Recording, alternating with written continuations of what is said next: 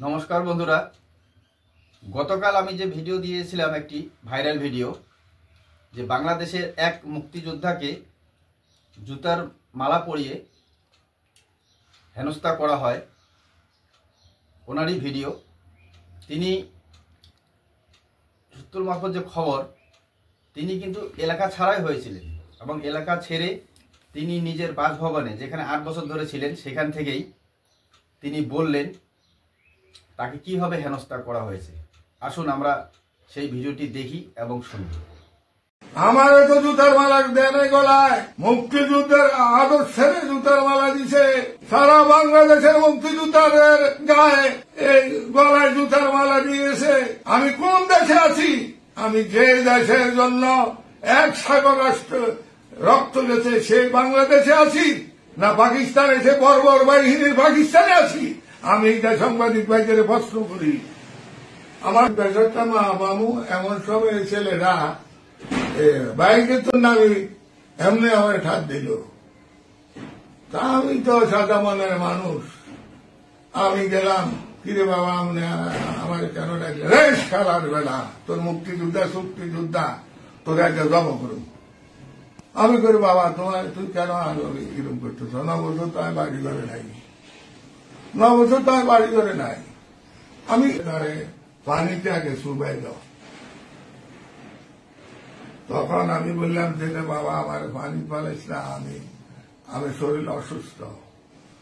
তো কয় এই কালারে শোয়া। তখন আমাদের কিল ঘুষি নেওয়ার সময় দিছে এবং সেখানে শোয়াইবার পরে আমার লাঠি দেওয়া শুরু করল। তখন একটা ছুরি বাইর কর, ছুরির ভিডিও আপনারা এখনো পান নাই। একটা সরাসরি জামাত শিবিরের ক্যাডার মোহাম্মদ আবুল হাসান মজুমদার, পিতা মৃত আব্দুল বারী, কর্ম করার জন্য ওজুর রহমান এবং আরো 2 জন আছে, তাদের সাথে 10-15 জন। আপনারা ছিল জামাত শিবিরের ক্যাডার। আবুল হাসান বহু লোকের জীবনে মান সম্মান নষ্ট করছে। স্টাম্প 150 টাকার স্টাম্প বলছে যে তুই আর মুক্তিযোদ্ধা নামে পরিচয় দিবি না, এই এলাকায় থাকবি না, এখানে তুই টিপতে আমার স্বাক্ষর দে। আমি কইছি আমি স্বাধীনতার মুক্তিযুদ্ধে অংশগ্রহণ করছি, আমার জীবন চলে যাবে, আমি মুক্তিযোদ্ধা। আমি পারি না, আমি আত্মহত্যা করতাম। আমারে ধরছে শোয়াই যা, আমারে বুঝাইছে, আমার মাথা এভাবে বুঝে দিছে। আমি এটার বিচার চাই। আর বলছে 5টার আগে যদি বাড়ি থেকে না যাস, 5টার আগে বাড়ি থেকে না গেলে তাইলে তোদের বাপ বেটা হাড় মাংস খুঁজি পাওয়া যাবে না। তুই এখানে ইসলামে টিপ দে আর স্বাক্ষর দে, আরে আমার জীবন তোরা আমার জমা করে দে, আমি কিন্তু ইসলামে স্বাক্ষর দেবো না, এলাকা আমি ছাড়বো না। প্রতি 5টার আগে দায়িত্ব দিব। বাবা আমি ইজ্জতের ভয় আমি 5টার আগে চলে এসেছি। এখন যদি আপনারা বলেন উপদেষ্টা মন্ডলীর কাছে আমার দাবি মুক্তিযোদ্ধা হিসেবে আমি বাংলাদেশের সর্বস্তরে 18 কোটি মানুষের কাছে বিচার দিলাম, সারা বাংলাদেশের মুক্তিযোদ্ধাদের গলায় যারা জুতার মালা দিছে, আমার গলায় দেওয়া মানে সারা বাংলাদেশের মুক্তিযোদ্ধাদের গলায় 2,50,50 জন মুক্তিযোদ্ধার গলায় যারা ভাতা পায়। কিভাবে একজন মুক্তিযোদ্ধাকে হেনস্থা করা হয়েছিল তিনি বলছেন যে জামাত শিবিরের উদ্যোগেই এই কাণ্ড ঘটানো হয়েছিল এবং ওনাকে এলাকা ছাড়ার জন্য কিভাবে চাপ দেওয়া হচ্ছে। এবং তিনি এও বললেন যে স্ট্যাম্প পেপারে ওনাকে আঙুলের ছাপ নেওয়া হচ্ছে, যে তিনি আর যাতে কোনোদিন মুক্তিযোদ্ধা হিসাবে পরিচয় না দেন। তো কিভাবে তাকে হেনস্থা করা হচ্ছে বা হয়েছিল, এবং তাকে ঘুষি মারা হয়েছিল এবং ধমকিও দেওয়া হয়েছিল টাইম বেঁধে, যে 5টা পর্যন্ত টাইম দেওয়া হলো, তিনি যদি 5টার মধ্যে সেই এলাকা না ছাড়েন তো শুধু ওনাকে নয়, ওনার ছেলেকে শুদ্ধ তারা মানে কি বলবো আর মেরে ফেলবে। মানে আমরা যে ইউটিউবে এই সমস্ত নিয়ে আলোচনা করি, মানে সেখানেও সেই ভাষাগুলি বলা যায় না যেভাবে ওনারা বলেছিলেন।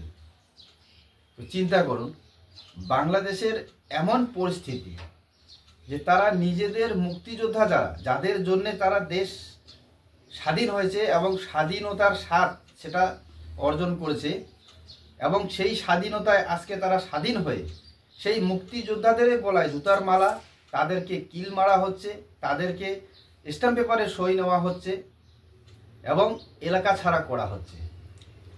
তো বর্তমান বাংলাদেশের পরিস্থিতি কোন জায়গায় গিয়ে দাঁড়িয়েছে? তারা বলছে ভারত শত্রু, ভারত শত্রু, ভারতের পণ্য বয়কট করতে হবে, কিন্তু তাদেরকে কি শুধু ভারতের শত্রু তারা বলছে? না, তারা এতটাই স্বাধীনতা পেয়ে এতটাই স্বাধীন হয়ে গেছে যে তাদের মুক্তিযোদ্ধাদের তারা ছাড়ছে না। এদেরকে কি বলবেন? এবং আব্দুল হাই কানু, ইনি একজন মুক্তিযোদ্ধা, ইনি নিজেই বলছেন যে জামাত শিবিরের উদ্যোগেই এরকম করা হয়েছিল তাকে, এবং 15-20 জন ছেলে ছিল, তাকে কিভাবে ডাকা হলো, ডাকার পরে তাকে কিভাবে থ্রেট দেওয়া হলো, এবং তিনি বর্তমান সেই দেশের উপদেষ্টার কাছে বিচার চেয়ে বসলেন, যে তিনি বলছেন যে শুধু জুতার মালা পরানো মানে শুধু তাকে পরানো না, সমস্ত মুক্তিযোদ্ধাদের গলায় জুতার মালা পরানো। হ্যাঁ, এটাই স্বাভাবিক হওয়া উচিত, কারণ মুক্তিযোদ্ধাদের যেভাবে সম্মান দেওয়া হয় এবং একজনকে যদি অসম্মান করা হয়, তো ব্যক্তিগত মতে বলবো যে সব মুক্তিযোদ্ধাদেরই কিন্তু অসম্মান। কিন্তু এটাও বলে বর্তমান বলবো যে কি লাভ? কারণ যেখানে বঙ্গবন্ধু শেখ মুজিবুর রহমান, ওনার মূর্তি ভাঙা হচ্ছে, ওনার মূর্তির মাথার উপরে চড়ে বসা হচ্ছে, সেখানে এই মুক্তিযোদ্ধাদের আমরা কি করে সিকিউরিটি আশা করব বা সম্মান দেওয়ার আশা করতে পারি সেই বাংলাদেশি জামাতপন্থীদের কাছ থেকে? তো এটাই কি হওয়া উচিত? আপনারা বন্ধুরা ভিডিওটি দেখলেন, আপনারা আপনাদের ব্যক্তিগত মত কমেন্টে অবশ্যই জানাবেন। এবং এই যে জামাতপন্থী, তারা শুধু এই মুক্তিযোদ্ধাদের নয়, তারা বিভিন্ন সময়ে বিভিন্ন লোকজনদের, সনাতনী হিন্দুদের নানা রকমভাবে হেনস্থা করছেন, এবং তারা কিন্তু মানে এতটাই উত্তেজিত হয়ে যাচ্ছেন যে দেশকে স্বাধীন করব, স্বাধীন করব।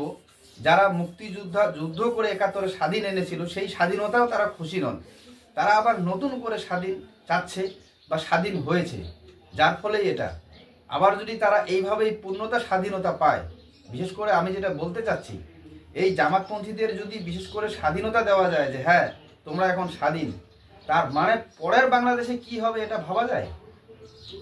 সেখানে মনে হয় সাধারণ কোনো মানুষ বসবাস করার উপযোগী হবে না। আওয়ামী লীগ বা এরকম মুক্তিযোদ্ধাদের কথা বাদেই দিই, সাধারণ মানুষের কি পরিস্থিতি হবে সেটা চিন্তা করুন। তো বন্ধুরা, আপনারা পুরো ভিডিওটি দেখলেন, আপনারা আপনাদের ব্যক্তিগত মত কমেন্টে অবশ্যই জানাবেন। জয় হিন্দ, জয় বাংলা। জয় হিন্দ, জয় বাংলা। আমি ভিডিও শেষে এটা সম্মানের সহিত আমরা বলি, গর্ব করে বলি, যেহেতু আমরা পশ্চিম বাংলায় থাকি, আমরা জয় হিন্দ, জয় বাংলা বলি। তো এই জয় বাংলা স্লোগানটা সম্ভবত বাংলাদেশে যখন 71-এর যুদ্ধ হয়েছিল, তখন এই শেখ মুজিবুর রহমানই এই জয় বাংলা স্লোগান দিয়েছিল, এবং এই জয় বাংলা স্লোগান দিয়েই নাকি সম্ভবত বাংলাদেশ স্বাধীন হয়েছিল। তাদের মুক্তিযোদ্ধারা এই জয় বাংলা বললে মনের প্রাণে আলাদা অদ্ভুতভাবে একটা শক্তি পেত। কিন্তু বর্তমান বাংলাদেশে এই জয় বাংলা বলাতে বা জয় বাংলা স্লোগানটা ওয়ালে লেখাতেও সেখানকার ছাত্র নেতাদের বা ছাত্রদের প্রাণে মারা হয়েছিল, আপনারা চিন্তা করেন। তো কাজেই আমি যখনই বাংলাদেশের এরকম কোনো ভিডিও নিয়ে কথা বলি, শেষে যখন জয় হিন্দ জয় বাংলা বলি, এই জয় বাংলা বললেই আমার মানে স্মৃতিতে ভেসে ওঠে সেই কথাগুলি বা সেই ভিডিওর দৃশ্যগুলি। তো কি বলবেন এদের? তো বন্ধুরা, আপনারা ভিডিওটি পুরোপুরি দেখলেন, আপনারা আপনাদের মত কমেন্টে অবশ্যই জানাবেন, এবং আরও যদি বাংলাদেশের কোনো এরকম ঘটনা থেকে থাকে আপনারা সেটাও জানাবেন। ধন্যবাদ।